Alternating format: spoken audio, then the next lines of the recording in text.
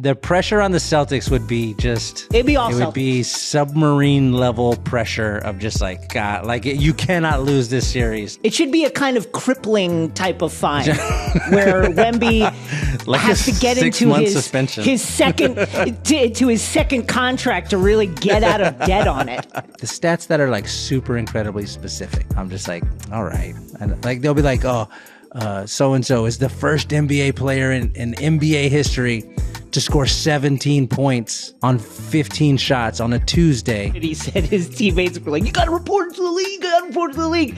They should have reported to the league. This is crazy. Jason,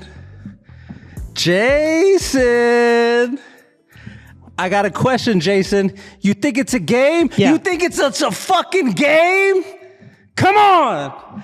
Wemby!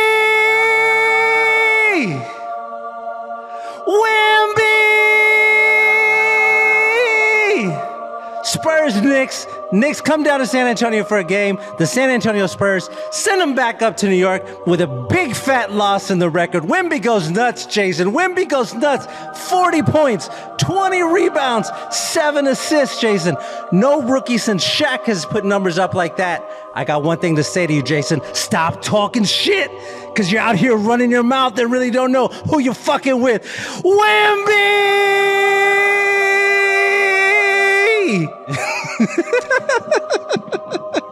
Have we started? My screen's frozen and all my stream is frozen. I have no audio or video. I can't. Oh my I can't God. hear or see anything. I have no idea. Have we started? The 6 trophies NBA championship occurred. You want to start the show? Let's get straight into it. From Wondery, I'm Shea Serrano. And I'm Jason Concepcion. And this is 6 trophies.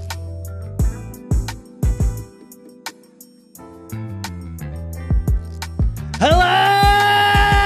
I'm Jason Concepcion, and welcome to Six Trophies, a podcast series hosted by myself and Shea Serrano, in which we comb through all the NBA news from the past week, except stuff that has to do with Wemby and the Spurs, and hand out 6 pop culture-themed trophies for 6 basketball-related activities. In this episode, some team in San Antonio did good, I guess, last week. There's a new what-the-hell moment from an NBA referee, and Joe Mazzulla's right! All that and more. Let's hand out some trophies. Wow.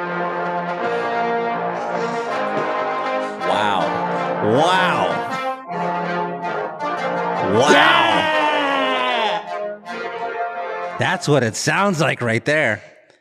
Oh my God. You know what that's like at the end of Star Wars when Luke, Han Solo, and Chewie are walking up to get their medals. good. That's what it feels like. It's so good. That was sent to us this week. Again, every week now, more and more people are sending us their version of the Royal Fanfare music. Zuri, do you have the original? Can you play the original so we can hear it? Just the original. This is how it started with this one. Royal Fanfare, just sounding great. And then people started sending themselves playing it on various instruments. And this week, the one that we were all like, holy shit, came to us from Chris Sharp, listener Chris Sharp. He's the professor of trombone at Murray State University, which I assume is the best college in America, just based on I think it's one of the, if not the highest rated academic institution in the country, if not this side of the globe. It's gotta be. He arranged the version of the fanfare and then had his students play it like proper musicians. It just sounds so regal. Yeah. I want to hear it again. Zuri, can you play it one more time? Let's hear Murray State University, the Murray State University, my favorite school in America. Let's hear their version of the Royal Fanfare, please. God, that's like a movie. It's just it's like a waterfall just pouring over. That's good. It's really good. We do 2 sets of trophies, the big trophies and the little trophies. The big trophies are first. These ones are the same every week. First up, yeah, baby, the Denzel Washington and Training Day trophy, given out to whoever it is who had the best overall performance of the week. This week's winner, Wemby! Is this the first time he's won it? This is the first time he's won it. I think this. He must have. He simply must have won it many times before. I find it unreasonable that he has not won before many times. The Spurs and the Knicks played last week. We were very excited about it. We have our little group chat. It's me, you, our good friend Max Searle, co-creator of the hit show Neon on Netflix. What a great watch it now on Netflix. Funny, hilarious show. Just sort of talking shit to each other before, during, after the game. It was a wonderful game. The Knicks are down in San Antonio. Jalen Brunson, the incredible Jalen Brunson goes nuts. Made my 61 points. My dad ask me, who is this guy? He'd never watched him. He hadn't watched him all season. He was like, hey, who's this guy? Who's that? Who's the little guy that keeps scoring? Why is he killing us? It was the first thing my dad said to me when I saw him on Easter Sunday. Not Happy Easter, not Hey Son, not I Love You. Who's Jalen Brunson? It was an incredible game. It goes to overtime. Wemby versus Brunson. They're both just going at each other. Wemby gets the best of them. 40 points, 20 rebounds, 7 assists. As I mentioned, no rookie since Shaq has put up numbers like that. Historic performance. Just getting better every week, it feels like. Defensive player of the year, he should be. Rookie of the year, he should be. No. Come on. Well, rookie of the year, yes. Shay, you can't be defensive player of the year when your team is 18 and 57. I don't care. You can't. Like, incredible defensive player. No question. I mean, the numbers are just, it's like video game shit. You watch them and you're just like, it was a disheartening game. I had to take a walk afterwards because I was so upset. And I'm sure I wasn't even a fraction as upset as the Knicks were, who looked really down right after this game ended. Not to mention Isaiah Hartenstein and Mitchell Robinson, who just looked like they were like, what do we do? What do we do? Those are good players. They're good players. And it was just like, what do we do? Why am I out here by the 3-point line? Why is this guy taking one dribble and going by me? How is he hitting like finger rolls from here? Like, what is happening? But he can't be. You've won 18 games. We've only lost 50. Look, if we I'm gonna break the numbers down for you, because if you say you would have lost. We've only like 65 games. We've only lost 57 games, right? We're 10 and 28 at home, 8 and 29 on the road. We're 1 and 13 in the Southwest Division. We had an 18-game losing streak, but since New Year's Day, when we turned it around, we're 13 and 29. We're 13 and 20. Well, I think, you know what? It's our first 3-game winning streak. We had our first 3-game winning streak of the season.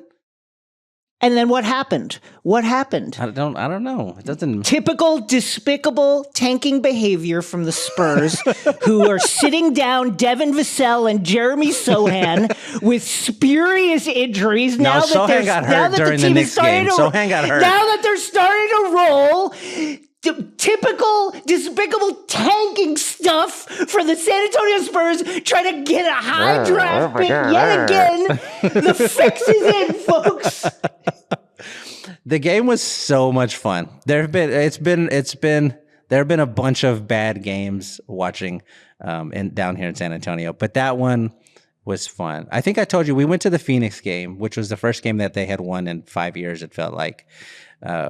Sohan goes nuts in that game. Then we beat Utah, and then we beat the Knicks. And a 3-game winning streak was all it took for in San Antonio to be like, well, maybe we don't need to make a bunch of moves this offseason. Maybe we were so excited. We were so happy. Imagine if y'all were playing the Bucks. Giannis goes for 61, and Wemby throws Giannis's game ball into the stands. I love it. I love that Wemby did that. Now there was no official confirmation that he threw the ball into the stands so that Jalen Brunson, who scored 61 points in the game, couldn't get it. There was no confirmation, but it definitely felt like that, and it was fun to talk about that as being the thing. He was fined $25,000. Wemby was for this. Not enough. Not enough. I'll talk more about that later. Should be higher, should be much higher, should be significantly higher. It should be a kind of crippling type of fine where Wemby has to get into his second contract to really get out of debt on it. Jalen goes for, 61, which was, this is the first time a player scored 61 against us, and I wasn't like losing my mind. Like, I remember when Kyrie lit us up for 50-something, and I was just like, fuck. Like, every time he shot it, I was like, fucking guard this guy, like, please. But Jalen, he's just so likable. He's just such a sweetheart. And the tough thing, this is, I think every team with the Nuggets go through this. Any team with a player of Jalen's ilk has to try and figure out how to patch up the scoring when that player is not in the game. And I think that is a lot of the story of this game is when Jalen sat is when the Spurs really started to make their move.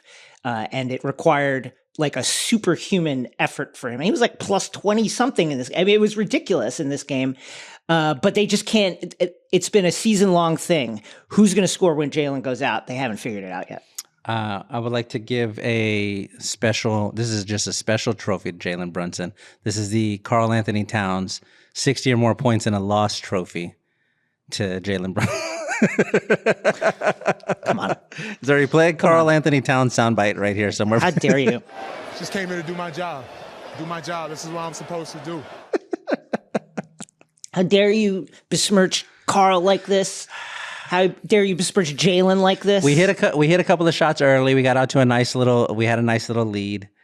I was nervous when the game started. The Knicks have been playing crazy defense over their the previous 10 games, holding opponents under 94 points per game, including 3 under 80 points. And then we scored 74 points on them in the first half. And I was like, I can't wait to go to work on Monday.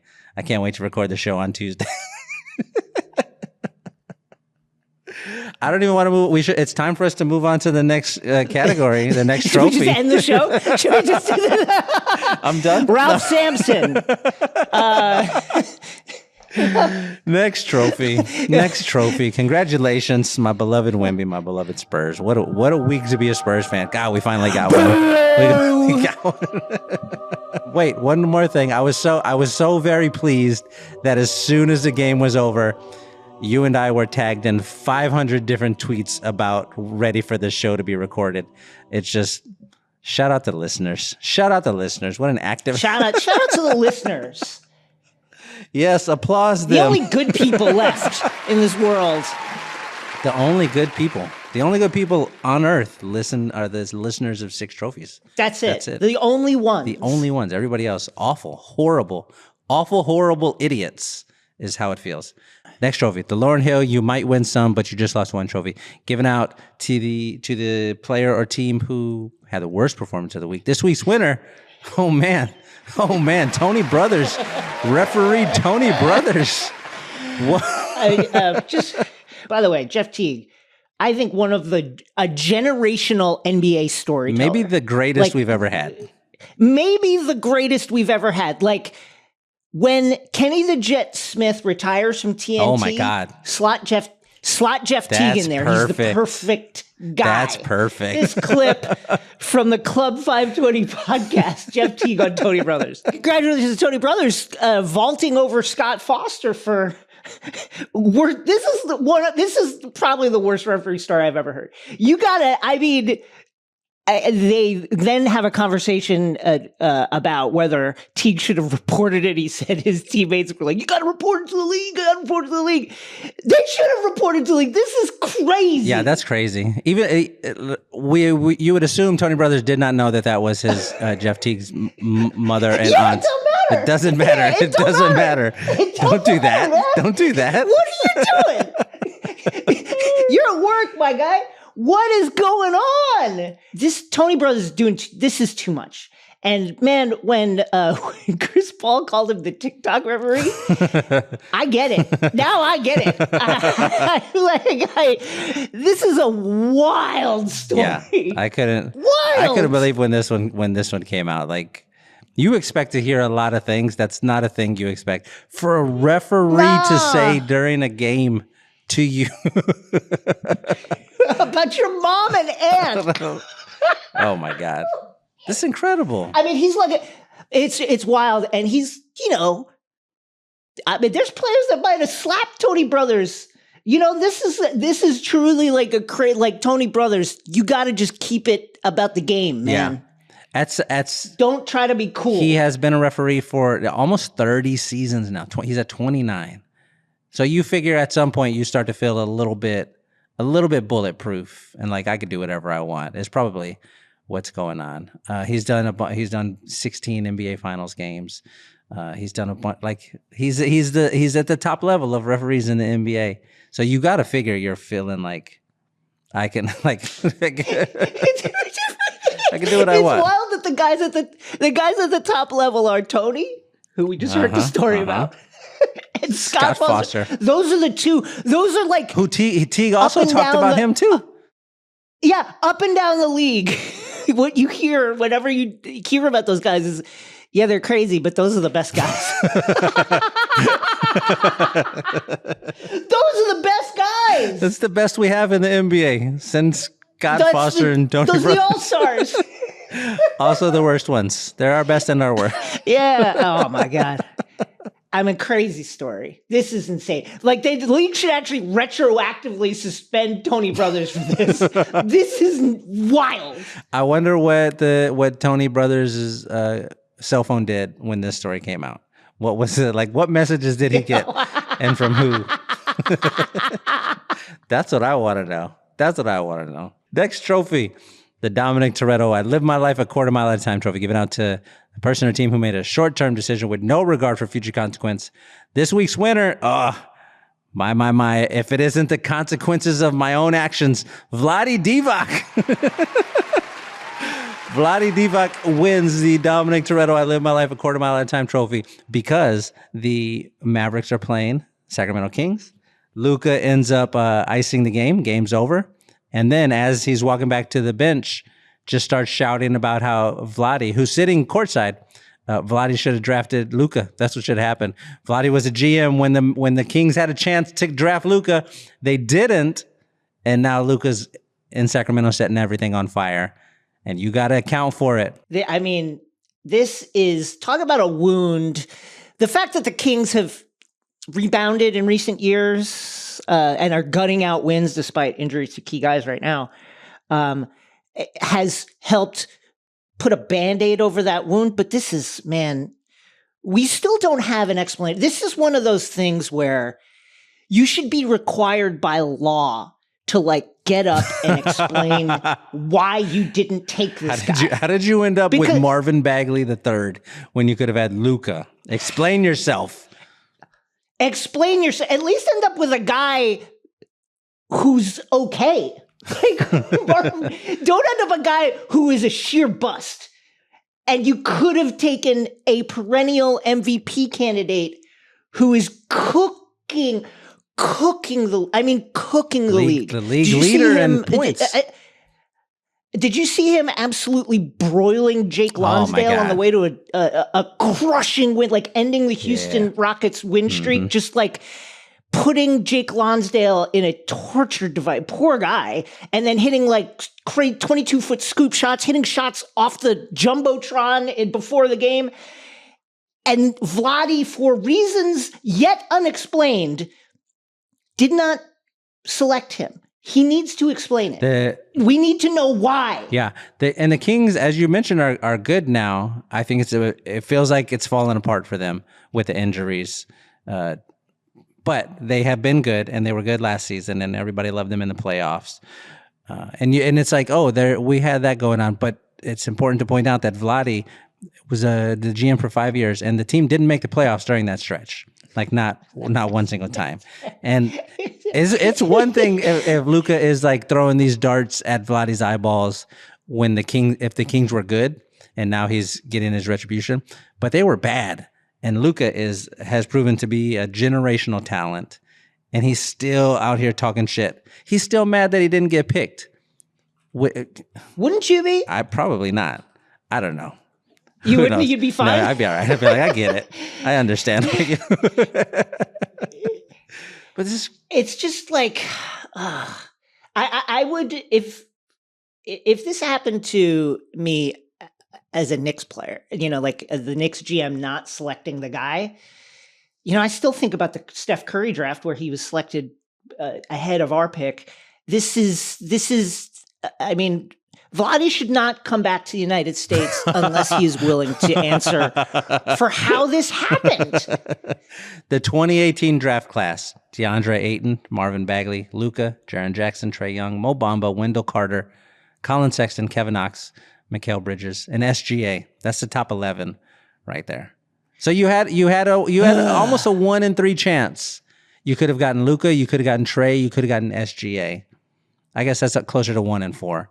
But like, man, it hurts a little bit. It's really, really, really rough. It's extremely bad. And Vlade, Luka's right. You know it. Just admit what happened. Next trophy, the Daniel Plainview. I've abandoned my child. I've abandoned my boy trophy, which is given out to a player or team we're temporarily giving up on for the week. This week's winner, Joe Mazzulla. He is abandoning Celtics beat reporters following Boston's OT loss to the Hawks. He preemptively says, "Hey, you better not say." This is a quote. "You better not say we couldn't guard Murray. He had 44 points on 44 shots, and you already crushed JT. So you better not do it. You better not do it." You know what? He's fucking right. And like, I would love to beat on the Celtics. Joe is a weird guy. I'm on record. Obviously, I don't want the Celtics to win the championship. They're incredible. They got 59 wins. They're 59-16 right now. They've inexplicably dropped 2 games to the Trae Youngless Hawks, including this win that you're speaking of, where DeJounte Murray just went Kobe style, 44 on 44. At the same time, 2 losses out of 16 to the Hawks, that's just like, it's a blip. I don't think there's anything you can read into it. And I think Joe is absolutely right. This guy's like, NBA players are really good. And when a guy is athletic and skilled as Murray, if they want to take 44 shots, a lot of them contested, the Celtics are an incredible defensive team. There's just like not a lot that you can do about it. I guess you could argue they should have like sent 3 guys at him when he hit that 20-footer. But I think he's exactly right. They played really good defense on Murray. He shot a terrible percentage. Like, what do you want? Brunson shot 47 times when he got his 61 points. Like, they shoot a lot of times sometimes. That's just what happens. I forgot to mention, Zuri had a really good idea. I think we should address this. We have a sound that we play for Wemby. Every time somebody says the name Wemby, here comes the noise. And we should have one for Brunson. I agree. We're going to get a little thing. I thought he suggested the subway bing bong sound. Ding dong. No, that's been used. That's, Side Talk NYC. That's their trademark. Well, I'll come up with something and I'll tell you, Zuri. We'll have something fun. Joe Mazzulla, proving to be a decidedly weird dude. But there's 2 types of weirds. Let's be clear. Okay. There's like weird, like Jared Leto weird. Like, I just rewatched the Little Things. It's on Netflix now. He plays a possible serial killer who's maybe not the actual serial killer. And he's a total weirdo in that movie, just like a creepy, unsettling dude. There's that kind of weird. But then there's fun weird. And that's what Joe is. We saw him contesting a shot. Again, he's the coach of the team, contesting a shot during a dead ball situation. He has admitted to taking a charge in a pickup game because according to him, quote, "It's an important psychological advantage," which is an incredible thing to say about taking a charge in a pickup game. He has talked before about watching the movie The Town multiple times a week. Like, there's a whole list of weirdo things. Started training, doing jujitsu when he became the head coach. Doing it in the arena is crazy. But it's all fun, weird stuff. You hear it, and it just makes me like him more every single time. It's a fun weird. I'm for it. In this same press conference, that the reporter Gary Washburn asked Joe whether the team was demoralized, dropping 2 games against the Hawks, and Joe just starts laughing again. I want the Celtics to fail, but this is a 59-win team. Yeah. Who cares? Like, what? They're going to run the table here on out? No, they're going to lose games. It's the NBA. They've won 59 games. The playoffs are in 2 weeks. They're going to win 65 games probably for the year. And they dropped an inexplicable game. It happens. They're not fucking demoralized. Joe laughing at it was like... Yeah. Actually really funny. You just like laughing in this guy's face. Great response to have right there. Next trophy, the Chief Keef. That's that shit I don't like trophy, which is given out to a player or a team who does something and we just don't like it. We don't like it. I don't like it. This week's winner, Scoot Henderson, for registering the worst plus-minus in NBA history. He was a negative, a minus 58 against the Heat last week. I mean, so the Heat absolutely trounced the Portland Trail Blazers, 142-82. 60 points. It's kind of a marker of where the Blazers are right now in the NBA landscape, that like that happened and nobody really talked about it. Like it just kind of went away. Because it wasn't the first time. They've lost multiple games by 60 or more points this season. It's like... It's wild. That is not the kind of record that you want. That said, plus minus, I think, is one of those stats that you really want a larger sample size than one game. At the same time, kind of really funny. I mean, it's more funny than important is how it feels. Yeah. Yeah. I mean, I'm like, Scoot has had an up and down season, mostly down. He did have 20 points, 6 rebounds, 6 assists, playing 41 out of 48 minutes, Tom Thibodeau style. Young guy, he's capable of doing that.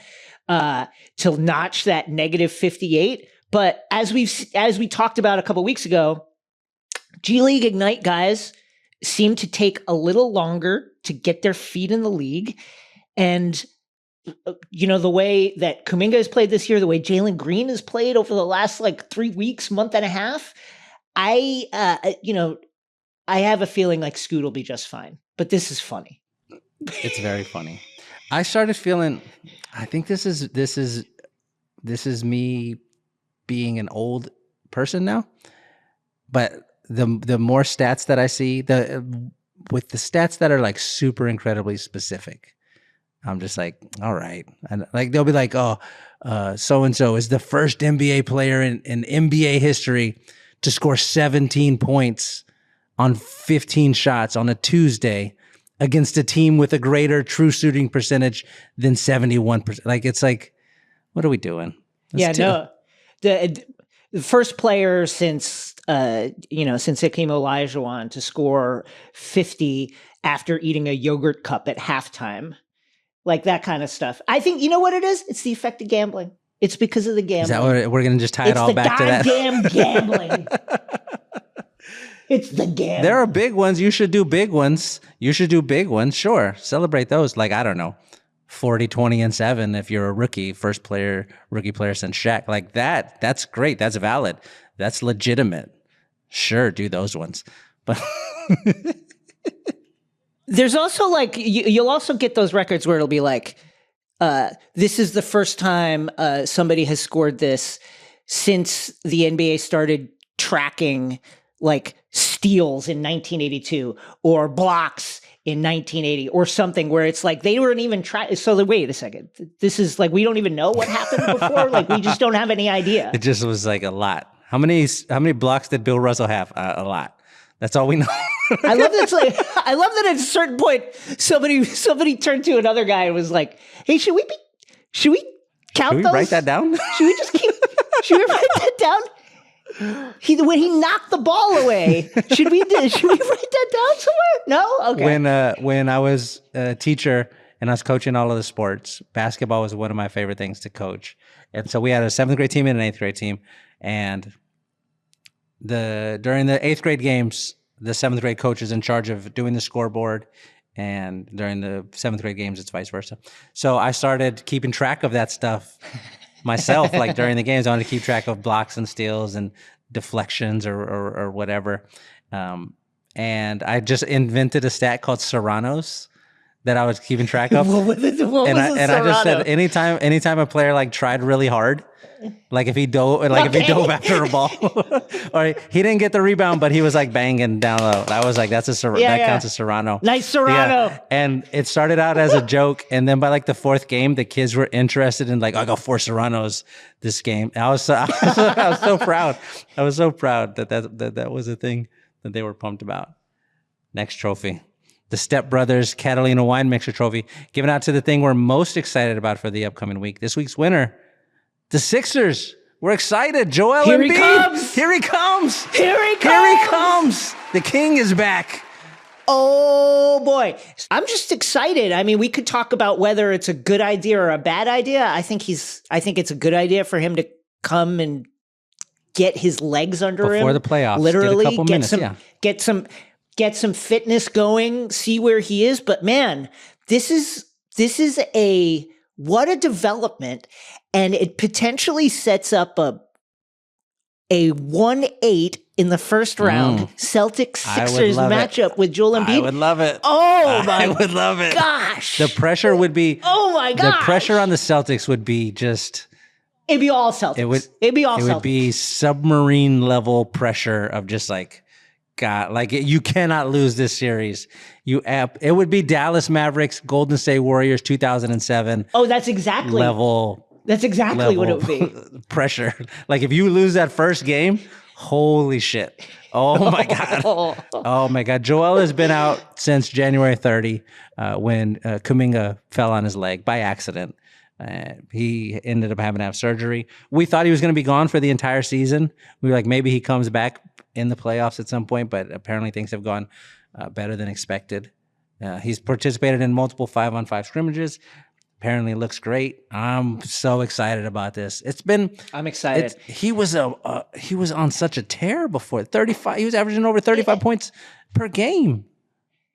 He was the first player since Wilt, speaking of record breaking, first player since Wilt to average more points than minutes over the course of the season, which is actually an insane thing to think about. There's something I had never thought about before. This is crazy. And another thing that's crazy to me as a Knicks fan is it's absolutely insane to me that Joel Embiid is coming back before Julius Randle. I'm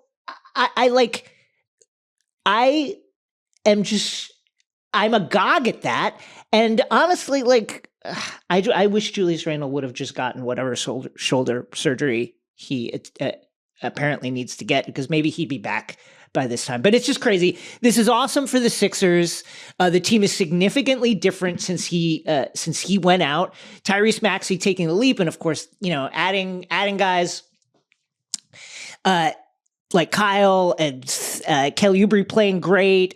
Tobias coming out of a funk where it seemed like he didn't want to do anything for a while is kind of playing better of late.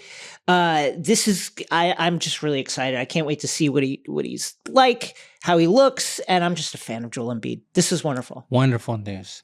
I know we've already done this before. We had this diversion before. This is an NBA podcast, but another thing I'm very excited about, Jason, is the Final Four. The Elite Eight games were last night. Oh yeah, those were the two biggest basketball games of like the last probably month or two, and. Oh my God. Iowa versus LSU was a wonderful game. The first half was really fun. The first half was a perfect half of basketball. It ends 45-45 at half.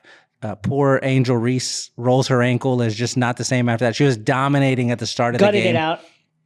Gutted it out. Everywhere. They really had everything. no answer for her inside and on the board. No, she was too strong, too smart, too clever, just getting every rebound, making every shot. And then she rolls her ankle, and then it sort of falls apart for her from there, which was just such a sucky thing to watch. Caitlin Clark goes into fucking Caitlin Clark mode.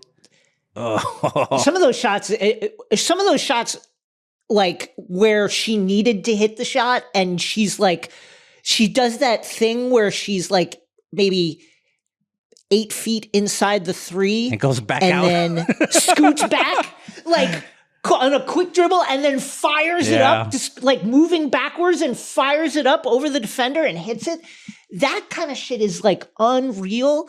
And it's like ultimately LSU, I mean, Haley Van Lith got cooked and they really needed her shooting because they absolutely needed her shooting. Flossie Johnson did a wonderful job picking up the scoring, but they needed to hit shots from the outside to break Iowa's zone. Couldn't do it.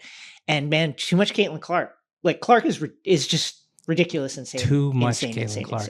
And then Paige goes nuts in the next game. It's her versus Juju. Juju is one of my 3 favorite players to watch on the women's side. It's Caitlin, it's Reese, and it's Juju. She's so fucking smooth in the transition. She's so big, just like she's unstoppable. Juju might be my favorite, actually. I it's like Dame compared her to like prime Melo. Yeah, Syracuse Melo. That's right. The way like her hesitation moves, the way she moves in traffic and uses her size, not just like physically like banging, but like to evade people. It's like amazing. And it was like one of those games. It was kind of like Clark, like by halftime where I'm just like, okay, Kate, I know she had 15 at the half, but you're just like, time to be more selfish. I'm just like, man, throw it to Juju every time. Shouts to Kaya Padilla, Filipino-American legend. Hit that buzzer beater at the half. Hit that buzzer beater at the half. Needed it. But like, just like Juju needs to take every shot. Juju needed to throw it up a million times. She had the post-game press conference afterward, and she was like in tears. She just started crying during it, and it's like, man, that part is always hard to watch. She's 18, maybe 19, but probably 18 years old. So as a freshman, to bring them to this level, they're gonna win. They're gonna win a championship with Juju there. If she stays there for 4 years, they're gonna win a championship with her. They gotta strengthen their squad, but like they did it on the strength of her alone. She's only gonna get better. Let's do the little trophies. These ones change each week and are situation specific. They're for the smaller storylines that we want to mention, but don't need to get all the way into. My first little trophy. I'm doing all DMX. All DMX. Oh, okay. This is the. Right. This is the DMX. Oh, you thought you was raw? Boom. Not anymore. Trophy. To the Boston Celtics. Up 30. Up 30 on the Hawks. You thought you was raw? Boom. Here they come. Not anymore. That's because just an inexplicable loss. Inexplicable. You're up 30 points. All you have to do is score less than 29 as much as the team, and you don't do that. Or something. I said that weird. I don't know.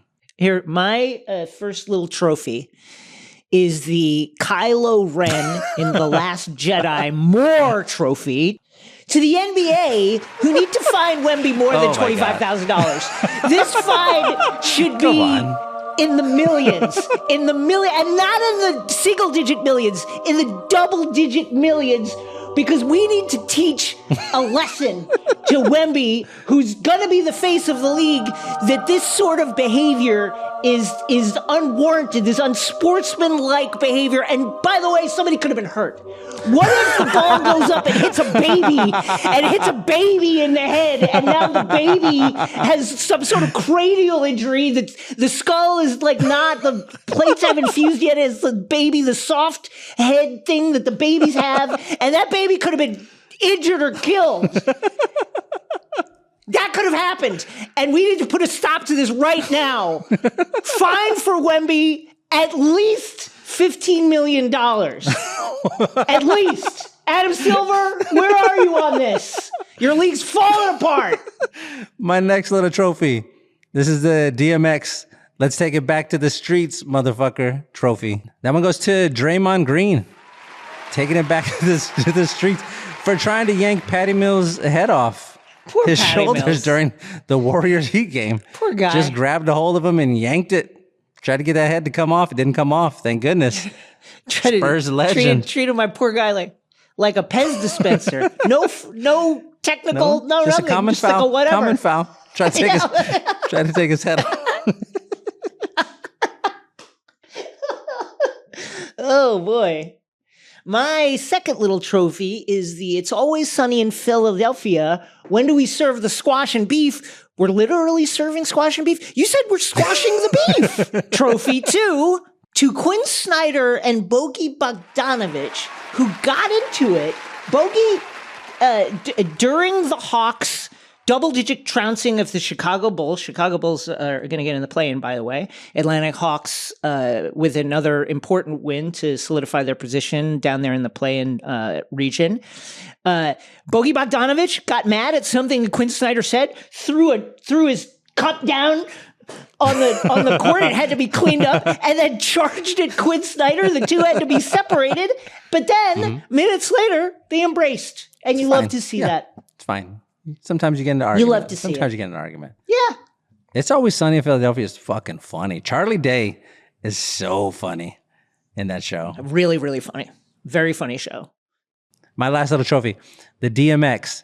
Don't you ever in your motherfucking life know when I got a gun, come at me with a knife, all right? That trophy goes to Jeff Green for trying to take a charge and getting, getting fucking shotgunned by Isaiah Joe. Just getting obliterated. My final little trophy, the Knox. I'm going to play you until the track's done, play you however many times I want. I'll play you like a slow song trophy too. Devin Booker, who is playing the Pelicans like a record whenever he sees them. Why does he hate them? Drops 50. He absolutely despises them. Dropped 52 on the Pelicans, an important win for the Suns. It is now the third consecutive time he has seen the Pelicans and dropped 50, matching Wilt Chamberlain, the only other player to score 50 in 3 consecutive games against the same team. Booker don't like him. I need to know what's going on there. I know. I also need to know what they're saying in the Pelicans locker room. Like, is like what? Just like After this, somebody. one time you're like, somebody gets hot. Second time you're like, hey guys, this might be a. Third time, what the fuck is going on, everyone? Who did what? You're like, go apologize. Who did go apologize now to him? Put an end to this. Put it into this. It's like, it reminds me of did you see the Gino Auriemma quote when he was asked about Iowa? And he says, I don't have any problem with Caitlin Clark. I'm hoping that whatever happened with LSU, she had a personal problem with them, but we're great. I think she's the greatest. In fact, I think she's the greatest player who's ever lived. Got him scared. There is a backstory there of when all the colleges were recruiting Caitlin and they were all going to go watch her play. The one school that didn't show up was UConn. Gino didn't show up. They might be in trouble. We did it again, Jason. Another perfect episode. Did it again. Another perfect episode. Let's go. We close every episode just by saying the names of underappreciated old basketball players with no context at all, while the theme music carries us out. Zuri, will you play the theme music, please? I'm Shea Serrano. That's Jason Concepcion. Producer Zuri in the shadows making the noises. See y'all next Wednesday. I'm doing all DMX albums. Okay. It's dark and hell is hot. Despicable Spurs legend, Nazi Muhammad. Great block on Ben Wallace in the finals, 2005 finals. Also a Knicks legend. Flesh of my flesh, blood of my blood. Despicable Spurs legend, Fabrizio Alberto. Fabby, 2007 NBA champion. Yeah. And then there was X. Yeah. Despicable Spurs legend. Beto Udrih, Kings legend, Knicks legend. Bano got a championship in 2005. He did. The Great Depression. Despicable Spurs legend. Vinny Del Negro. Vinny! We were convinced Vinny Del Negro was Mexican for so long. This is pre-internet. You couldn't look it up. Somebody said it, and then it was true. Grand champ. One more, because I'm enjoying it. Despicable Spurs legend, Antonio Daniels.